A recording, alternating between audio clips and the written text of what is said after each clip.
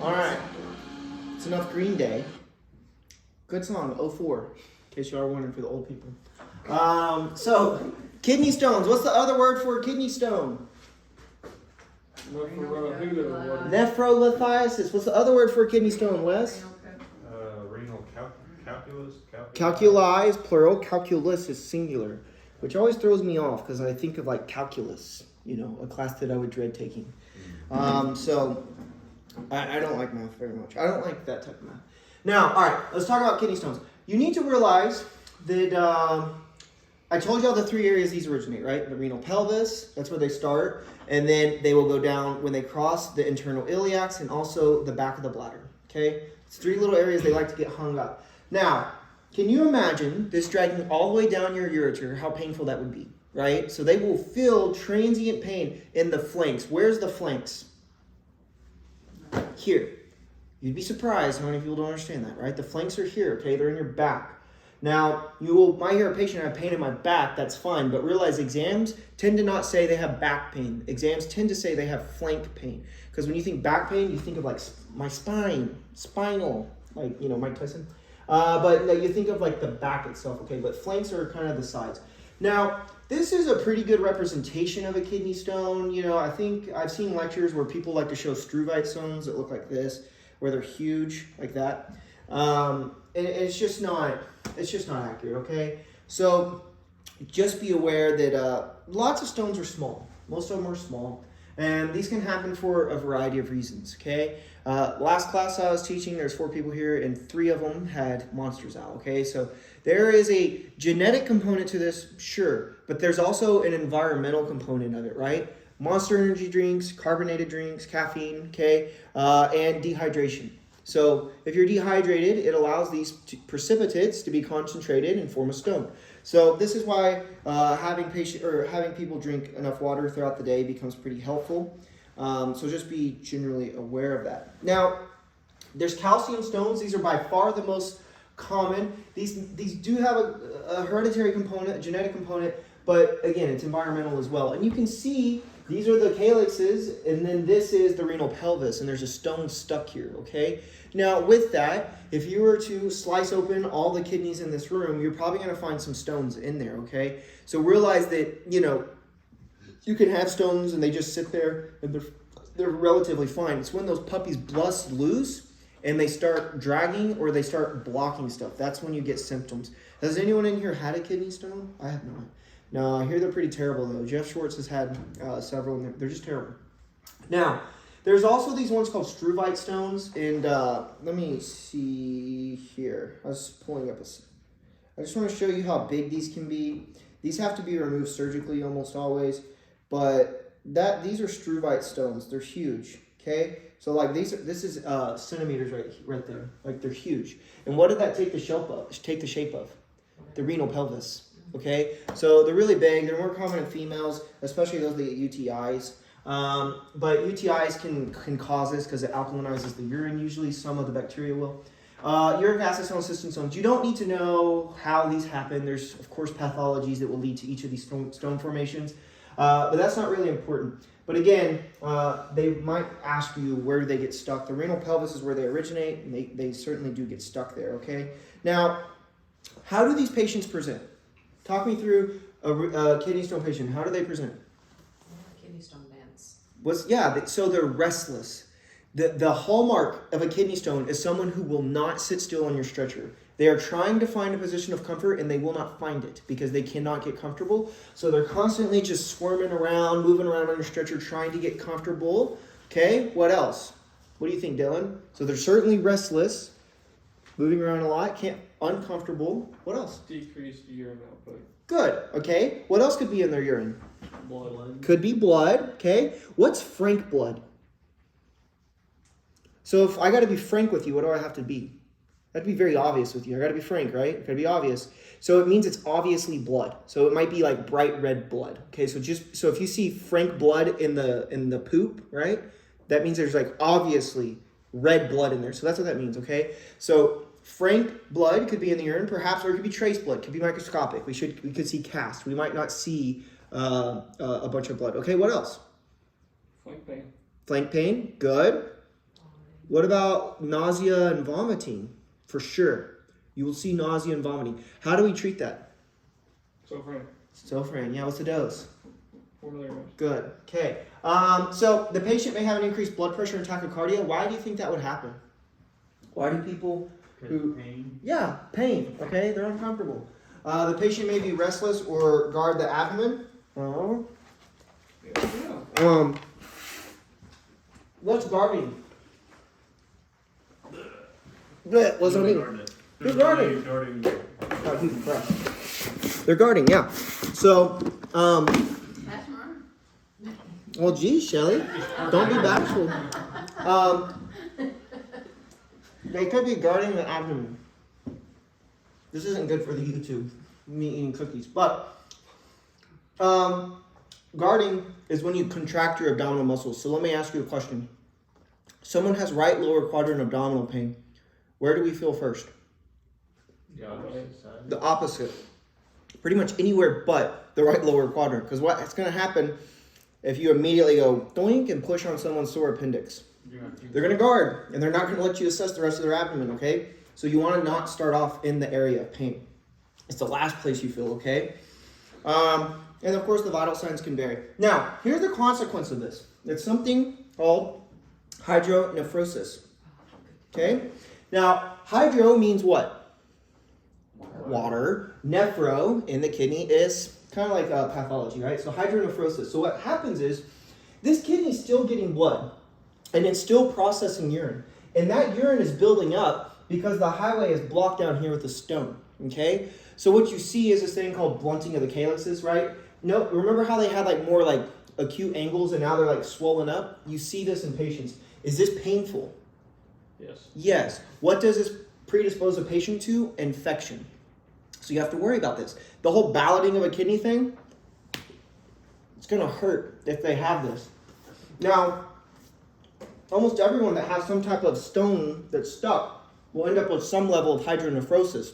It's how long that stone is there is how severe the hydronephrosis will become. Can this cause damage to a kidney? Now, we know the brain and the heart can't regenerate from hypoxic events, right? That's stroke deficits and heart failure. Can the kidney regenerate? It requires a lot of oxygen. Can it regenerate? What do y'all think? Raise your hand if you think the kidney can regenerate after injury. Raise your hand if you think it cannot regenerate. It can, to a limited degree. Something that's very similar is the liver. The liver can regenerate if you go on a 10-day bender with tequila. Okay, you're going to cause damage. Okay, but it can regenerate. Okay, it can to an extent. If you have cirrhosis or if you have scarring, then it cannot. So you can't wreck your kidneys over the course of 30 years of diabetes and expect it not to constantly be regenerating, right? It's going to stop eventually. It'll cause scarring, okay? So be aware of that the kidneys can regenerate to a limited degree. Now, obviously, if there's a 9 millimeter parked in someone's kidney, it's not going to regenerate, right? But if, someone has hydronephrosis, eventually it will regenerate. Same thing goes for the liver, and in fact, the same thing goes for the spleen, okay? So they can regenerate to a degree up until the point of no return, which is when they're scarring or loss of the basement membrane, okay? So flank pain, we talked about that. Now, pain relief, you need to put them in a position of comfort, which they're not going to find. So just let the patient, ask the patient, what can I do to make you comfortable? They're constantly going to be squirming around. It is a dead giveaway. When you have a patient with back pain, scrotal pain, abdominal pain, and they're constantly moving, you need to think this is a kidney stone, okay? So administer an IV line and administer fluids. We're starting IV line, administer fluids. What are y'all's thoughts on that? Y'all think we should give liters upon liters of fluid to a patient? In the pre-hospital environment, no. Conservative. You want to be conservative because you could cause hydronephrosis to become worse. Now, I will let you know, a common practice in the emergency department is they will do that after imaging. If they determine, oh my God, this is a struvite stone, the only way to get it out is with surgery, they're not going to do that. But technique, I don't even know if this is common practice really anymore, is they can give a lot of fluid to try to push that through. Because, imagine if you build up the pressure enough up here, you might force this puppy down and get it to go. Of course, it's painful, but this is kind of a risk versus reward thing that typically a physician needs to make after imaging, okay? But it is a technique of giving lots of fluid to push that through. Now, after someone had a kidney stone, do you think they're at risk of infection? Yes. Yes, okay. What's it called when a kidney gets infected? Yes, good. It's pyelonephritis, though. Pyelonephritis, okay? Good. Good job, Shelly. So some stones will pass on their own, some of them won't. So there's this procedure called extracorporeal lithotripsy. So this means outside of the body, extracorporeal, right? Outside of the body, lithotripsy. So what they're doing is they're using high frequency sound to try to bust up a stone with sound, okay? So this is one way to try to break up a stone without surgery. The other way is cystoscopy. So they're going to go through the urethra, through the bladder, and they're going to go grab it or open it up with a stent, just like what we do in the heart. It's a stent, so it opens it up.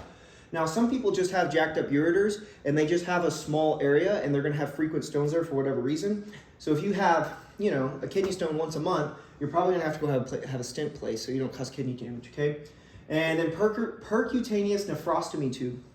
So a nephrostomy tube is basically you will have, instead of having a ureter that goes down to your bladder, they'll just have a tube that's coming out of their kidney and dumping into a bag out of their back. Okay, I've seen that. Those do exist. And the first time I saw it, I was like, no way, no way. And my partner's like, oh yeah, you've never seen these? But I didn't know those existed at the time. So a nephrostomy tube will basically replace the ureter with a tube. This is kind of like a last-ditch effort, right? That's not where you want your patient to end up with a tube coming out of their back for the rest of their life. But it can be hard to fix someone's ureter, okay? Do they always come out of their back? It can come out of their front too if it's like low enough. I was gonna say, I'm pretty sure I've seen it. That's what it was. Yeah, it can come out of the front or the back. It kind of depends on where where their obstruction is. How high up did they stop the ureter? You know what I'm saying? Yeah. So it depends. How much can the kidney, like, you have a stone that starts backing up? How much will it swell up before? I don't know the number on that. Will it just like It won't stop pop. filtering? Or What? will it just like stop filtering? They'll stop filtering because the hydrostatic pressure within the kidney will equal or be greater than that in the blood. Blood So pressure. So once they level It out, levels it's out. Yeah. So, but the problem is it's kind of like, stretching out a nice shirt. It's never going to be the same. Right. So you really don't want to do that, All right, acute kidney injury. So what do you think is the most common cause of acute kidney injury? Acute, not chronic. Trauma, and I told y'all, requires a lot of oxygen. Hypoxia, right? Hypoxia, right? So someone who is in severe shock for a period of time and they experience lack of perfusion to the kidney, they will end up with acute kidney injury, okay? So it's defined as a sudden decrease in filtration within the glomeruli, right? Again, you knock down the PCT, those pumps get killed because they require a lot of ATP.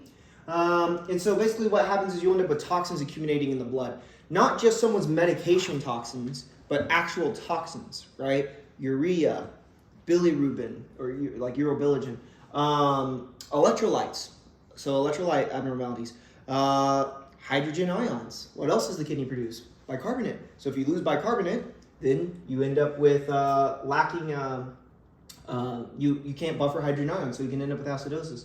So just be aware. And this is kind of an interesting thing. Up to 50% of critically ill patients will have some type of acute kidney injury. That's pretty, so 1 in 2 of your sick patients will end up with a kidney injury. That's way more than I thought it would be. So again, the kidneys can regenerate, they should regenerate, they typically do regenerate, but in the case of scarring or chronic kidney disease, they cannot. Now, the mortality rate can be as high as 70% in critical cases. Now, I don't know if you've heard, blood goes round and round, pee goes out, right? That's what's important. That's like an old emergency medicine saying, and it is important that, blood does have to go round and round and pee has to come out, because if someone wrecks their kidneys, it's not good, okay? So these are terms I would recommend taking a picture or writing these down. These straight up will be on a test. You can almost guarantee it. I remember when memorizing these in paramedic school and thinking, well, that's dumb. Of all the things they want me to memorize, but they want you to know this, okay? So oliguria means urine output of less than 500 milliliters a day. How much volume is that? Well, I'm glad you asked. It's half of this. This is a liter bottle. So that's not a lot of urine output over the course of a day, right? So it's not enough. So it's half of this water bottle. Now, They also might ask you this in a formula, right? So it's less than 0.5 milliliters per kilogram per hour in a child or adult, okay? Now, we get oliguria as a consequence of acute kidney injury. As opposed to anuria means there is complete cessation of urine production. No urine production. So you done wrecked both kidneys or you have an obstruction that's not letting urine out. So this is bad, okay? How long do you think you can live like this? Less than a day. Yeah, a day, maybe two. You're going to die if this isn't fixed. So this is why it becomes a problem, okay? Now, the patient may experience generalized edema. Why do you think they have generalized edema if they wreck their kidneys? Because water's not building. Water builds up. You can't excrete it. Yeah, good. What about acid buildup? Why do you think they have acid buildup, Shelly? If someone has acute kidney injury, why do they have acid buildup? Because Yeah, the kidney, remember, they produce bicarb normally, and when they're injured, they don't produce the bicarb the way they're supposed to. So it's worth knowing a hallmark of any type of kidney injury, end-stage renal disease, chronic kidney disease, acute kidney injury, metabolic acidosis.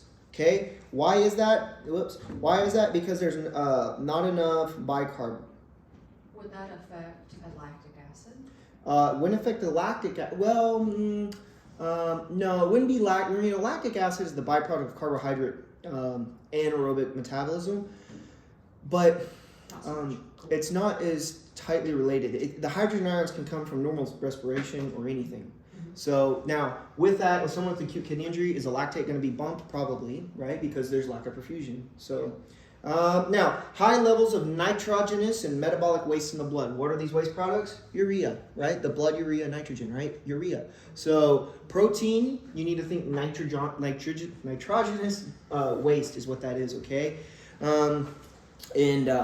That can build up. And when that builds up, it can, I meant to put a picture in here for y'all, but I want to show y'all something called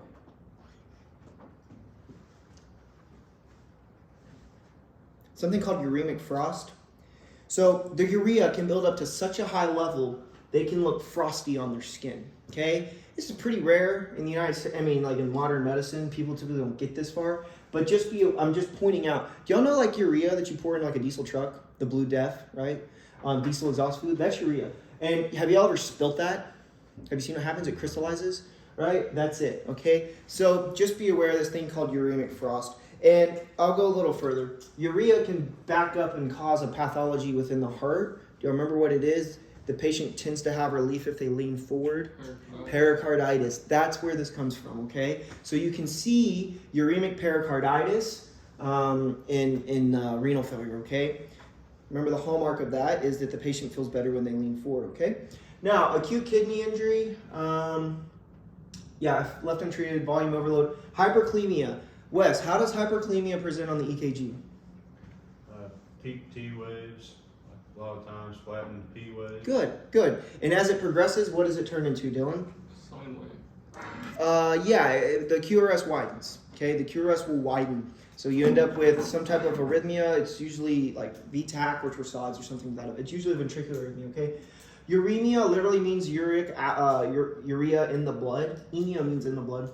And metabolic acidosis. So on an exam, they lay it out to you. They're spoon feeding you saying, hey, patients missed their dialysis, blah, blah, blah, blah.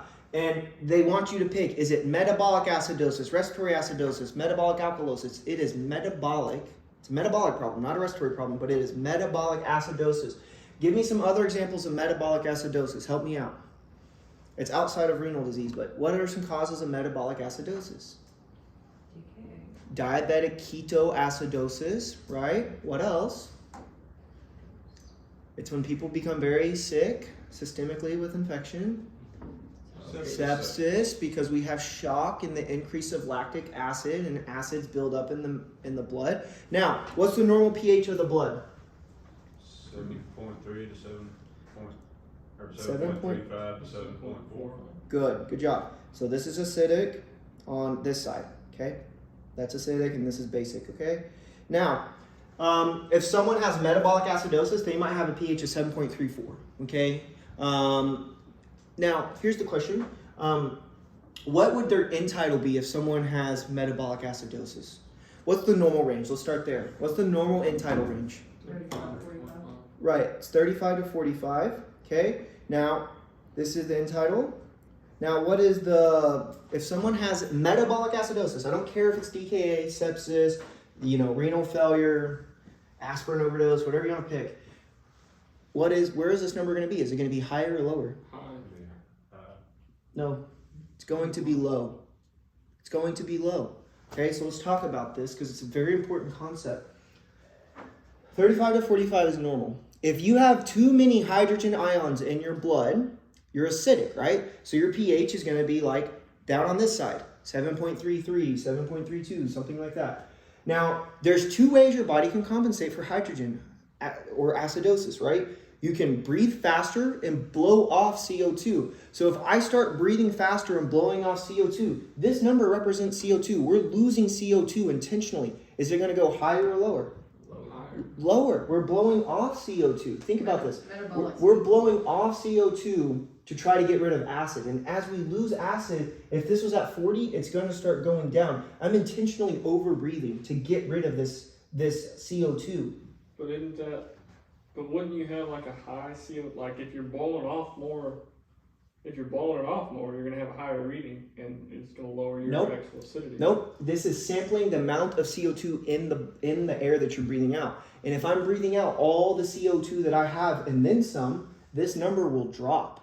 Okay? So if it's normally at 40 and I'm breathing really fast, Kussmaul respiration, for example. What are they doing in Kussmaul respirations? They're breathing deep and they're breathing fast. Okay? So if I'm breathing out a lot of end-tidal CO2, a lot of CO2 is going out, right? If you're dumping all your money on the floor, right, it's decreasing. You are decreasing this when you're breathing it out because you're breathing rapidly. So what happens is you induce a respiratory alkalosis because you're intentionally breathing out too much on purpose, which will then compensate for your metabolic acidosis because your kidneys can't kick in yet. How long does it take the kidneys to kick in? 24 hours, right? A day. So does that make sense to them? If it doesn't, we'll keep working on it because I want it to make sense. Well, I mean, if that's what it doesn't make sense to me. If that's what it is, it is. It's a little bit paradoxical, right? Because you're thinking very much so. Because if you're blowing it all off, I would think you would be getting a high reading. Because you're reading what you're blowing off, not what's in. You know what I mean? You're right, but you're getting rid of more than you can make. So you're getting rid of all of the more CO2 than you're making just from sitting in this chair, right? Intentionally. Because if you're like, okay, my blood's too acidic because I have DKA or I have metabolic acidosis from renal failure, you're getting rid of the CO2 intentionally to induce respiratory alkalosis. So if you raise the pH of the blood by blowing off too much acid, also known as CO2, then you're going to raise the pH of the blood to get it down from 7.30 back up to 7.4.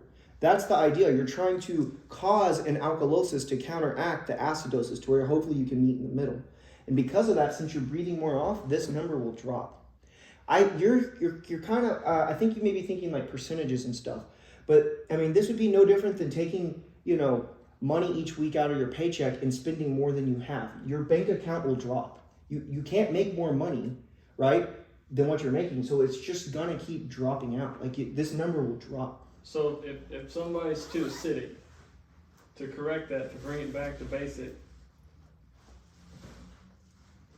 you don't want to blow, you want to lower, right? What? I don't understand your question, babe. It's know, okay, no, let's work on this.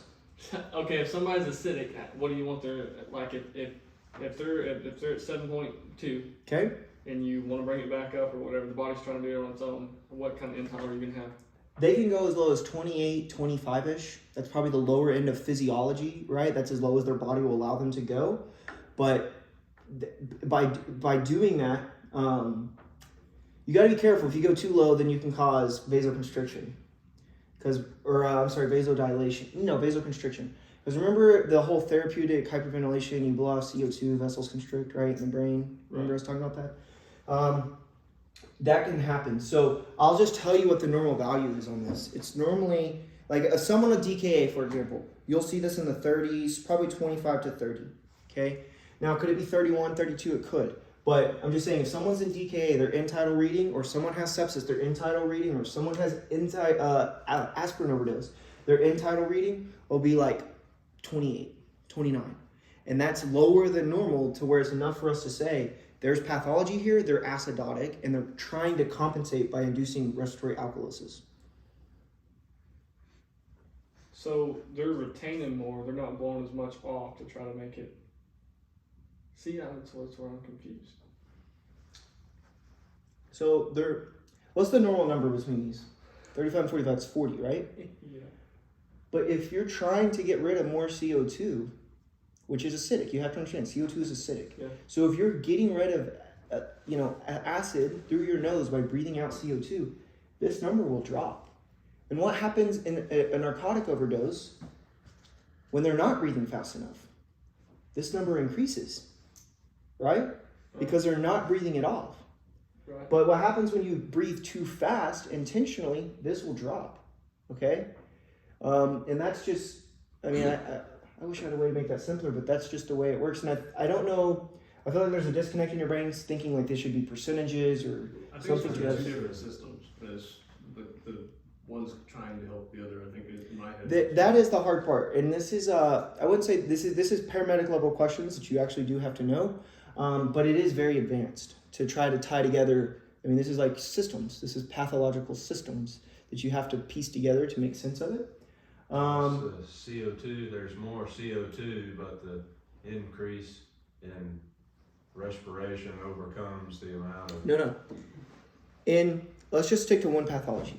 Let's stick to diabetic ketoacidosis. Y'all know that one pretty well, okay? What happens is you break down fat, and that causes ketones. Ketones are acidic, okay? So you have a bunch of acid floating around in your blood. And one way that can be fixed is with the kidneys to kick on and start producing more bicarbonate, okay? But that takes about 24 hours for that system to fully kick up and start going. But what can happen very instantly is your body can say, oh God, my blood is acidic. I can breathe faster. I can get rid of one of my easiest things to get rid of, known as CO2, which is also acidic. So I'm going to intentionally get rid of all this acidic CO2 to try to balance out this equation.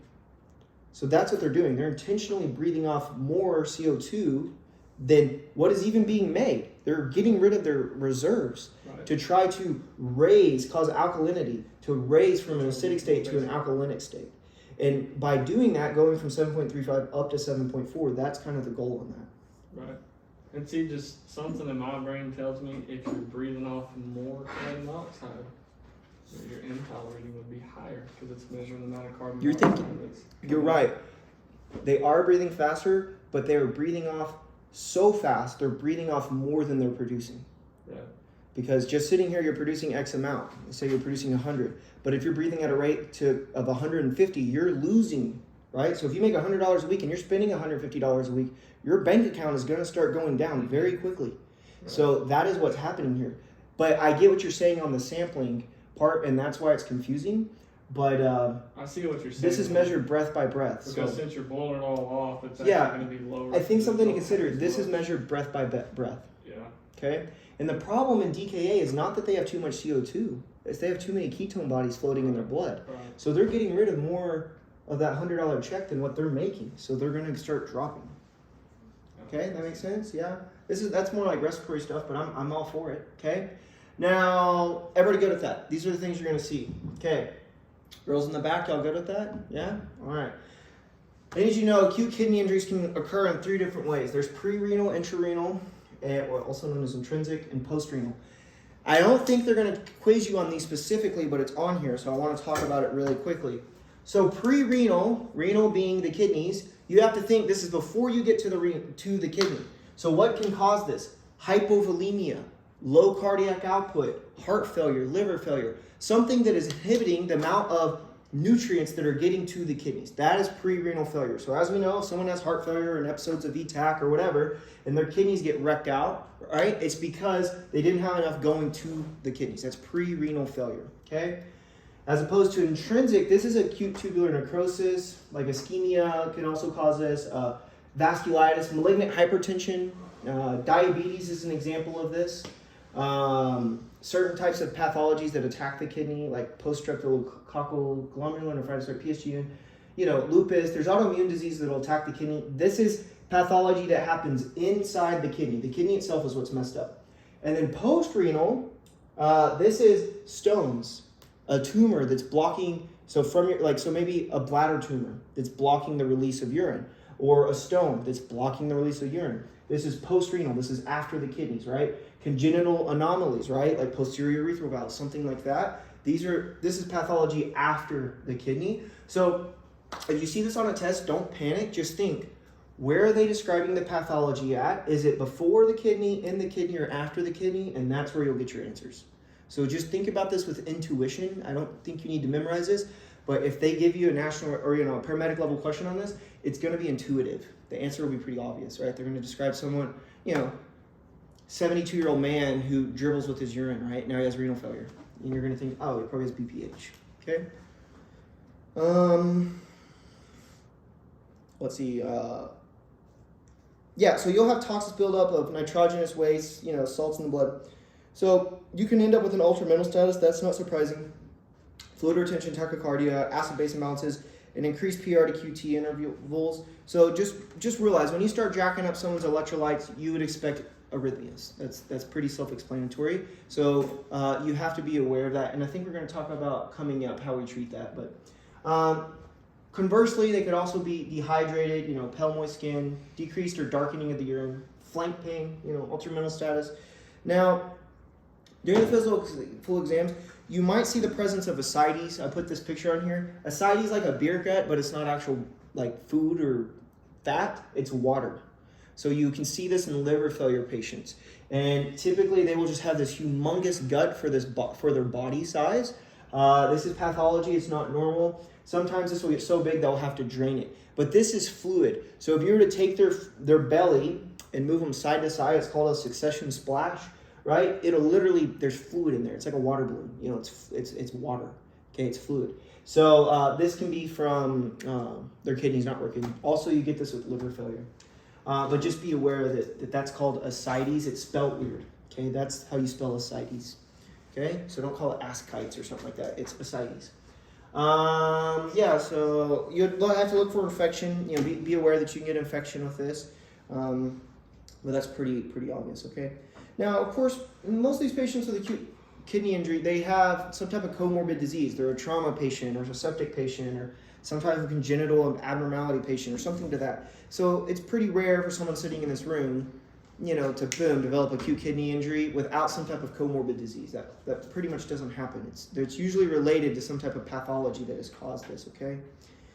Now, moving to chronic kidney disease. So again, the kidneys can try to regenerate up into a point that they become scarred, and then it turns into chronic kidney disease. Chronic kidney disease, hypertension, diabetes, that's what causes this.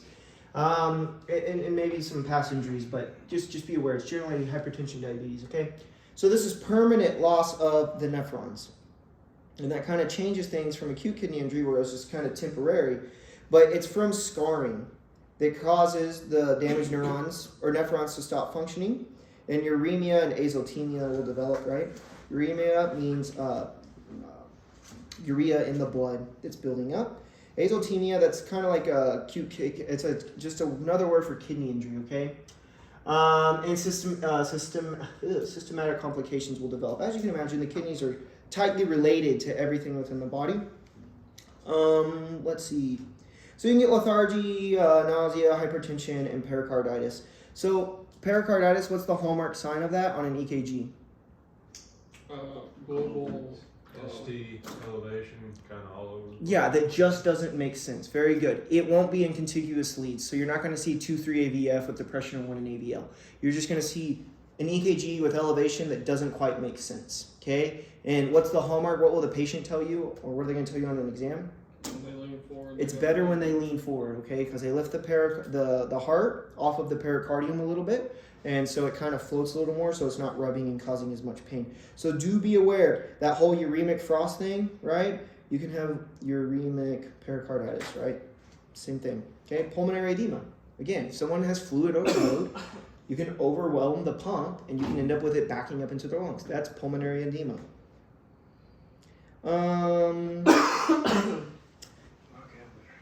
Let's see. End stage. What time? How long have we been going? Do we need a break?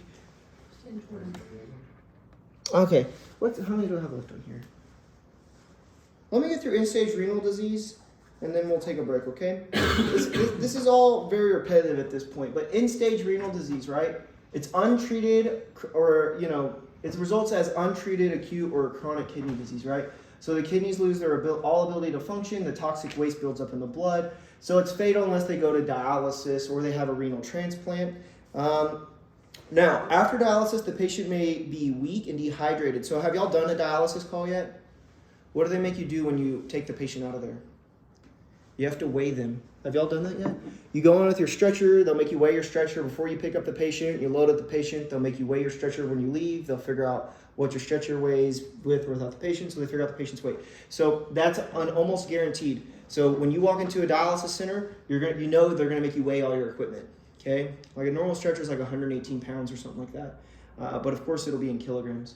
So just be aware that they want you to weigh the patient. They have to figure out if they pulled off too much or not enough, and that's measured in kilograms of what they're pulling off, okay? Now, if a patient has missed dialysis, so what's a normal dialysis schedule? Does anybody want to take a gander on that one? 3 days. It's 3 days, so it's typically Monday, Wednesday, Friday, or Tuesday, Thursday, Saturday, okay? That's hemodialysis, and then we're going to talk about peritoneal dialysis. That's every night. That's coming up on a slide, but if a patient misses dialysis, they're going to have signs of volume overload. Remember, their kidneys aren't working. They're not getting rid of that excess water and toxic waste. So they're going to have volume overload, but they could also have like toxicity. So they could have arrhythmia. They could have weakness. They could have cramping. You know, they're going to have some type of toxicity other than just fluid overload. So, you know, again, this is that whole uremic frost thing I was telling you about. Muscle twitching. What's the word for muscle twitching when it's single muscular fibers? We see it with succinylcholine. Fasciculations. Very good, yeah. But they could just straight up have twitching. They could also have cramping. And then what's coagulopathy? Irregular clotting, overclotting, underclotting, something to that effect. That's called coagulopathy, okay? It's not one way or another. It just means there's some type of coagulation pathology, okay? And then chest pain. So in the late stages of end-stage renal disease, you know, it can cause confusion. Why do you think we get seizures and coma? Due to irregularities in electrolytes. Electrolytes, namely calcium. But yeah, I mean, namely, yeah. That one really jacks up the brain when calcium gets messed around, okay? We'll talk about that, I think, in endocrinology. But just be aware. So treatment is limited to renal dialysis or kidney transport plant. You know, of course, we got to ensure the ABCs, and we provide supportive care. That's what we do. We provide supportive care. We're in the business of taking people to the hospital. I want to get through renal dialysis, and then we're stopping. I lied. We're going to do 5 more slides. So the renal dialysis, you know, I already hit this. So it removes excess fluid, it removes the toxic waste, and it restores the normal balance of electrolytes. So I'm just going to, let's talk about this toxic waste. If someone has kidney injury, do you have to worry about giving them repetitive doses of medication, like morphine? Yes. So what does that mean? I know my patient's a renal failure patient. You don't withhold medication, but you have to be mindful that if you put a little sugar in, it might stay there too long. So if you put a little morphine in, they are not eliminating it as designed.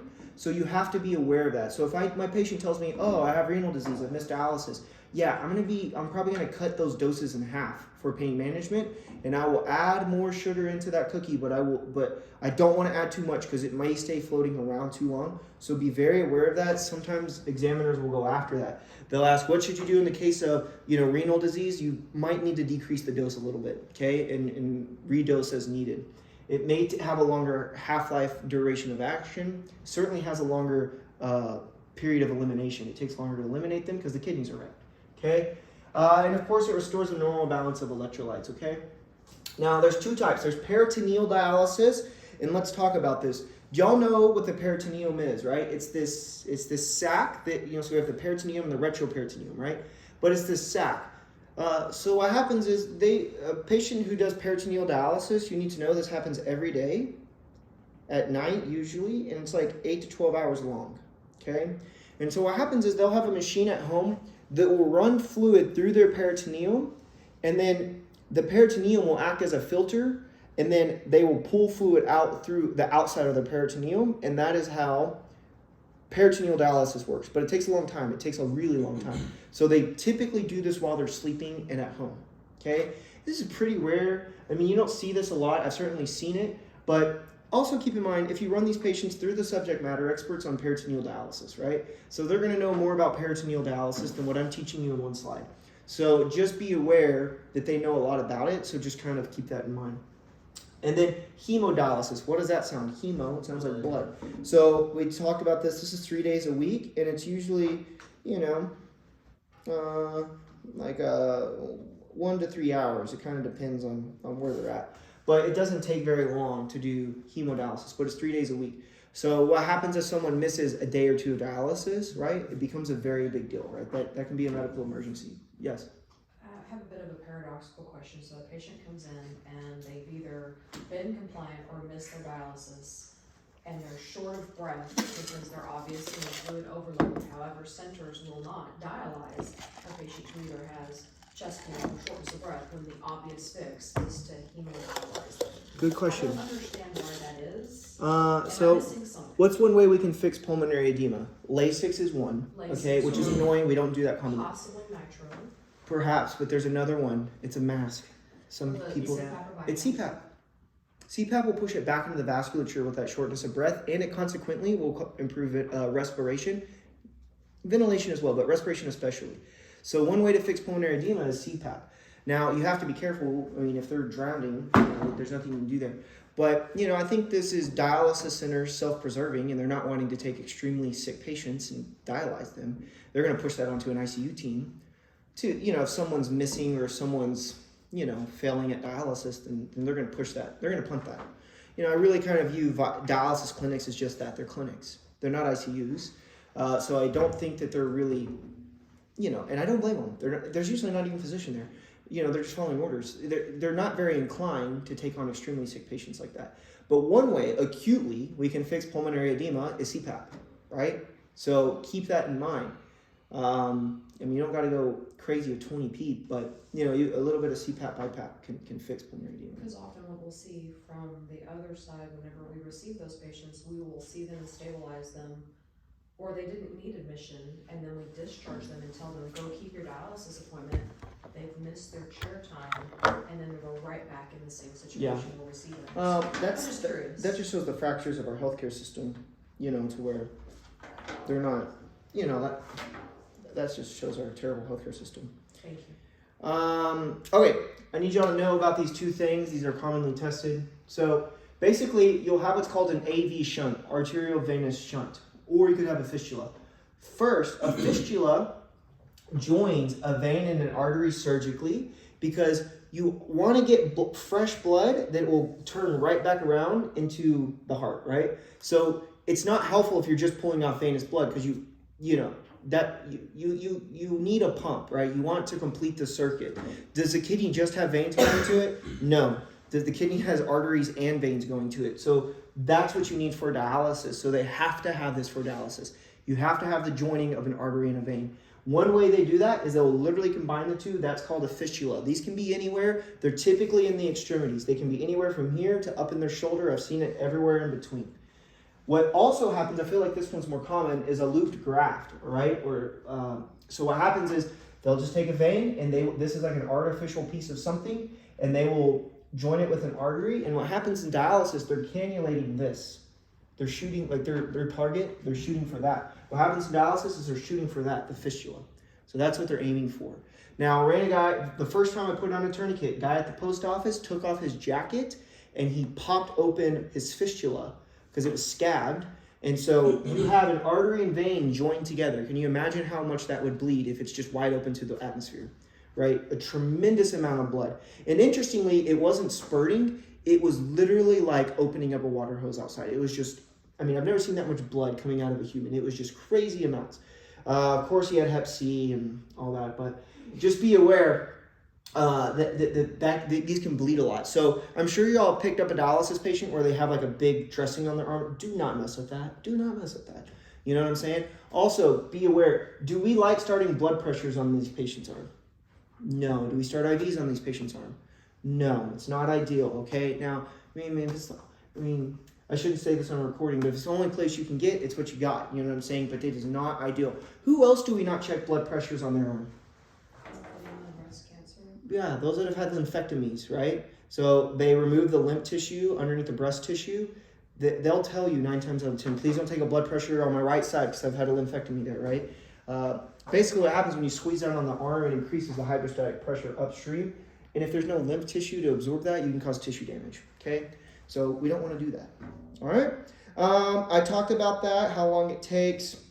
Now, other complications of dialysis, right? Muscle cramps, right? That's electrolyte imbalances, namely potassium, and maybe calcium as well, and sodium, I guess all of them. But potassium's a big one, right? And then nausea, vomiting, and infections at the fistula or shunt side, right? And you could also have hypotension and shock. So I've ran this quite often at a dialysis center. You have the patient stand up and they orthostatic syncope, right? They just pass out. So be aware, if they're pulling off too much fluid, they are now hypovolemic, and when you stand them up, they will pass out, okay? Potassium imbalance, we talked about different ways that presents. Disequilibrium syndrome, not really sure what they're going at with that, but I guess things are not in balance. And then air embolism. What does that sound like to you, Matt? What's an air embolism? So it's like air bubble in the Yeah, in the lung, so or- if you end up shoving a bunch of air into someone's IV line, that's a good way to kill someone, right? Not that we do that, but that's a good way to kill someone. So you could have this issue take place with an open fistula or with someone not doing dialysis properly. Okay. Now I want you to know it's not like pushing a 5 or 10 cc syringe of air. It's going to take more than that, right? It's going to take like 20 cc's or more pretty rapidly to cause an air embolism. So it's a little more air than you would think. Where this typically occurs is someone that unspikes a bag, allows air back into that bag, and then they respike it. You know what I'm saying? So you know how those bags really don't have air in them, just a couple bubbles, right? But if you unspike a half-used bag and you inflate that bag back to its liter size, right, not paying attention, and you respike a bag, you just introduce like 250 to 300 milliliters of air in there. Okay, there was a case study that happened in New Mexico. Flight crew, doing their flight crew shenanigans, decided to unspike and respike a bag on like a 2-year-old child. Oh, and they were pressure infusing it. Yeah, so what did they do? They dumped like a 250 milliliter bolus of air with a pressure infuser into a child and it killed them. So be aware, we don't respike bags, ever. Just get a new bag, they're like $1, okay? Let's take a break. I appreciate your time. Let's take a 5-10 minute break. Let's take a 10-minute break, come back at 10:45. We're gonna finish this and then we're going to do some rapid fire scenarios and some quick anatomy review, and then we're going to lunch 11:20.